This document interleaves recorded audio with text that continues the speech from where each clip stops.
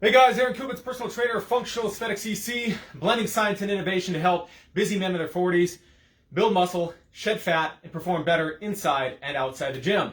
So today I'm going to be dispelling some common myths about building or bulletproofing your shoulders, building healthy shoulder joints. Some of you may already know this, but one of the common misconceptions is to start by doing rotator cuff exercises.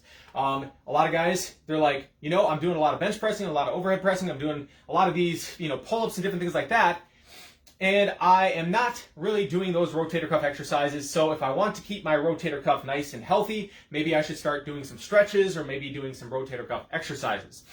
While stretching and rotator cuff exercises might be part of the process of building a healthier shoulder joint, it is not the first thing that you want to do. It's a little bit of getting the cart before the horse. It's like putting in the interior, worrying about the interior cabinetry, what color of paint you're going to put on the walls, the siding, the shingles on the house, etc., before you've built the foundation of the house and done the stick work. So in today's video, what I'm going to do is I'm going to first do a overview of the different planes of movement of the body, which I have kind of written out on this board.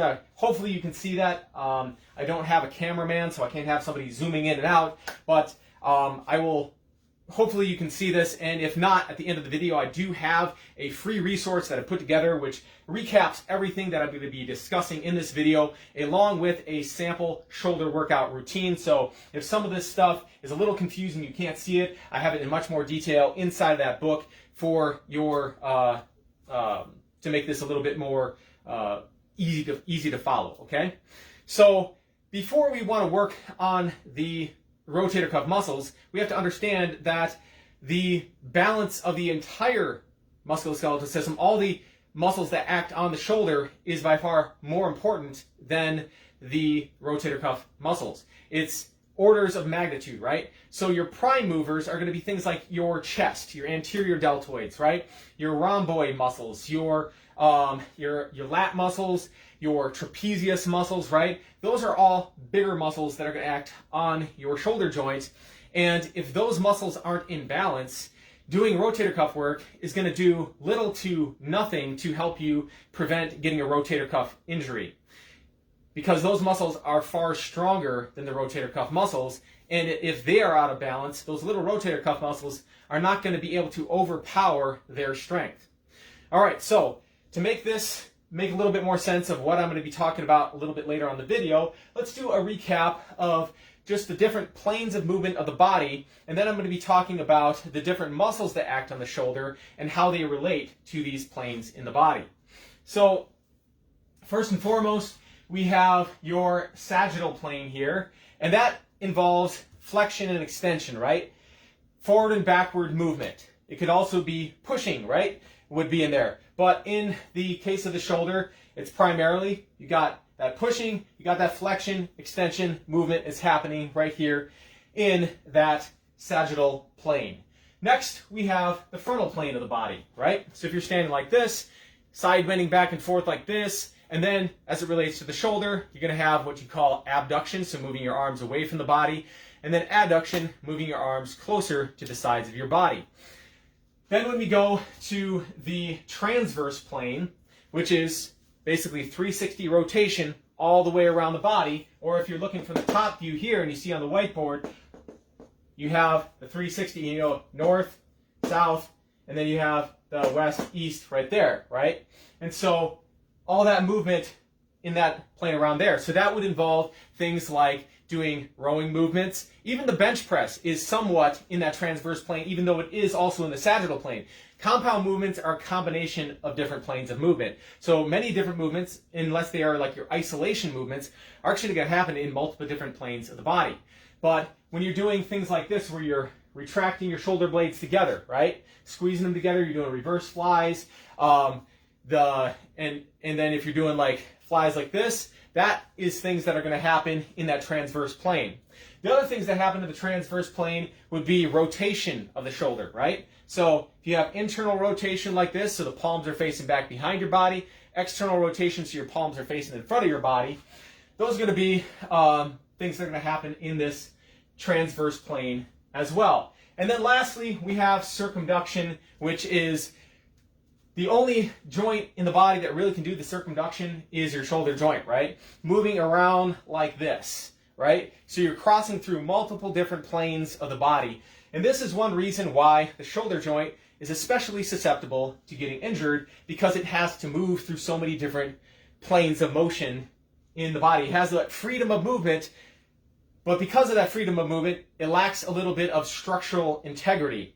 And the support that your shoulder joint gets is by maintaining equal tension between the different muscles that act on that joint. Just like the spokes in a bicycle wheel, right? If there is not even tension all the way around, that bicycle wheel, with those spokes, right, going around, that bicycle wheel might actually buckle and end up getting all crumpled up and twisted in like a figure eight or something, right? And so if you don't have equal balance between the different muscles that are acting on the shoulder joint, same thing is going to happen with that shoulder joint. You're going to have, for example, let's say your chest muscles are much stronger than the muscles back here. It's going to move that shoulder more forward like this. When that happens, some of those tendons and ligaments that attach to certain muscles in the rotator cuff, for example, might start rubbing against the hard bony structures inside of the shoulder joint. And just like a rope swinging off the edge of a cliff, over time it frays it and pops off, and then it breaks, right? So when it comes to the different muscles that are acting on the shoulder joint, I've already been talking a little bit about them in general terms, but let's talk about them in a little bit more specific terms. So you have your extrinsic, and then you have your intrinsic muscles. So extrinsic muscles are going to be bigger muscles, right? They're generally going to be prime mover muscles, and they originate from your torso, right? So going to be from the spine, the back, all that kind of stuff, right? That's where they're originating from, and then they attach to your upper arm bone, your humerus, right? To enact shoulder movement. Then you also have intrinsic muscles. Those ones are going to be attaching to your collarbone here, your shoulder blades, and then also your upper arm. So as you can see, they don't have as large a base of support as the extrinsic muscles. And so what we first want to get in proper balance is your extrinsic muscles, because they're much bigger, stronger, and they're going to overpower those little intrinsic muscles. So it doesn't make sense to start with the intrinsic muscle first. So if we're looking at the extrinsic muscles, you can see we have two subdivisions of your extrinsic muscles as well. We have superficial and we have deep muscles, okay? So superficial just means that it's up close to the surface, right? Surface level, right? And then we have deep muscles. So those ones lie underneath your superficial muscles. So with the superficial muscles, those are going to be your lats and your trapezius, right? So a lot of times when I was a kid, we used to do this this game, right? Where we would grab the upper trapezius here and we'd squeeze as hard as we could, take turns on each other, and see who would, have to call uncle first because, that pinching got, too painful or whatever. But that's just surface level. It's kind of like an iceberg, right? Trapezius up here, this is your upper traps. Starting from the base of the skull here, extends out here, onto the shoulder, a little bit on the shoulder blade here, right? So that one right there is the one that tends to be overdeveloped in most people, and especially if you're under a lot of stress. Some people, when they get a lot of stress, they'll hold it here. These traps will tighten up, right? And then if you go to the gym, actually it's a good way to relax those muscles here, right? Is to do shrugs or something like that, right? And make sure you're breathing when you're doing it. You're not talking extremely fast like I tend to do and forgetting to breathe. So when you're doing it, you want to make sure you're breathing kind of like you're doing breath work, but you're doing it with an exercise. So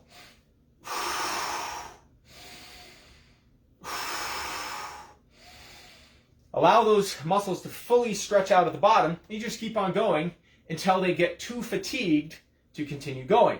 And because they're so fatigued, those knots in the muscles are going to have to relax. A lot of times, like actually yesterday, I had a very busy day and I didn't get as much movement as I normally do, right? I was sitting a lot. And so last night I'm laying there in bed and I'm wondering, why is my butt like cramping up, right?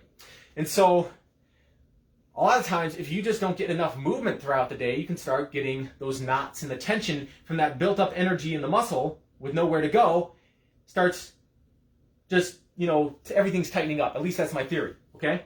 And that was playing out last night. So my anecdotal experience with that. But long story short, the upper traps, they tend to be overdeveloped or very tight in a lot of people, okay? And we want to train all the muscles, but we don't want to train one more than the other. So I'm going to erase this stuff here. This will make a little bit more sense.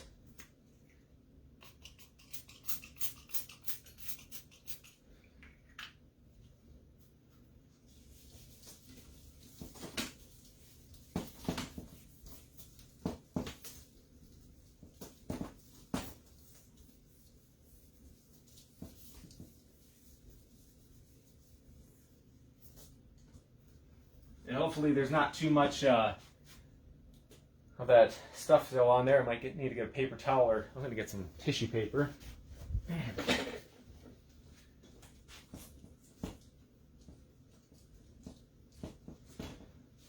lot of black stuff there. Okay. So this is Joe's head. Got his neck here, going across up here like this. And then say here's your upper traps.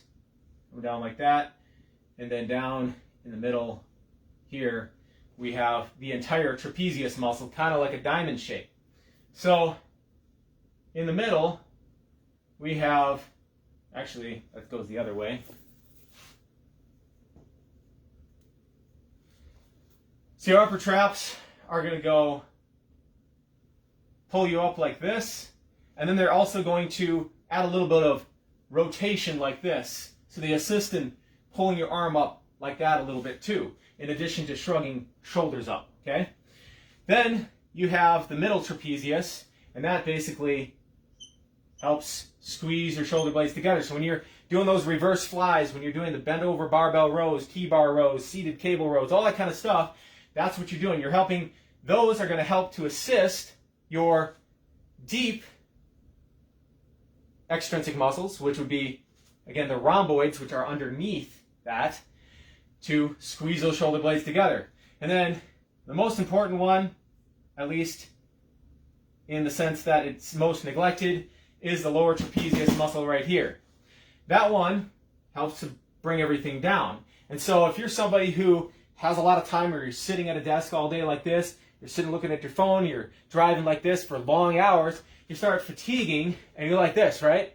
And you don't, when you're sitting in your office or whatever, you don't want to be sitting ramrod straight the entire time that you're doing that, right?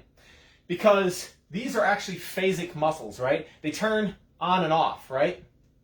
As opposed to, what was the other category? But anyway, you have the deeper ones that tend to be on all the time. They have super high endurance, right?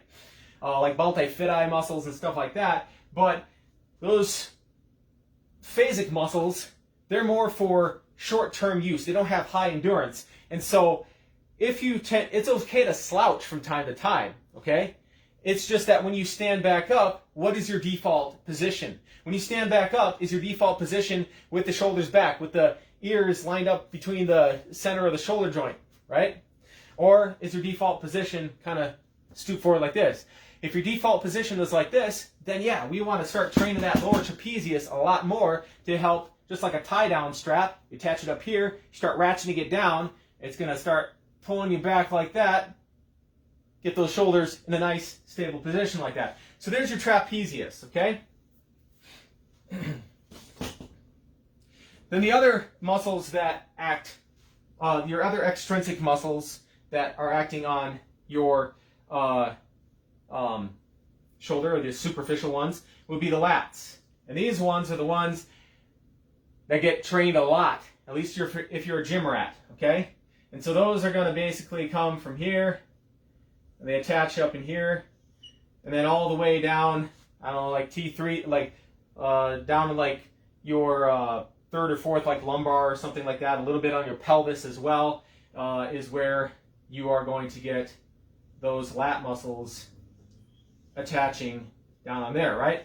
And so the functions of the lat is to bring the shoulder in like this. So adduct the arms, bring them close. That's why you can do those pull-ups, right?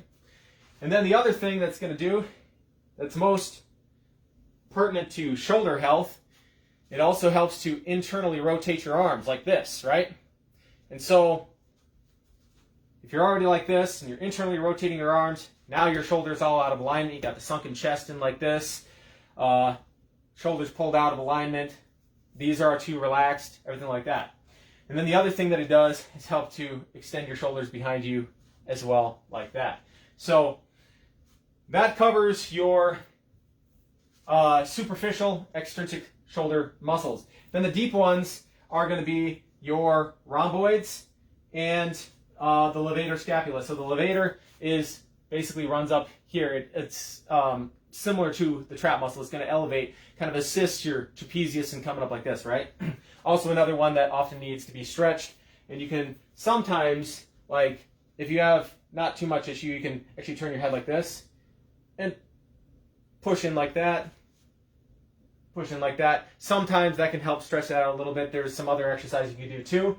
But then you also have those rhomboid muscles that I was talking about before, which help to squeeze the shoulder blades together. So if you're doing too much of this pulling, right?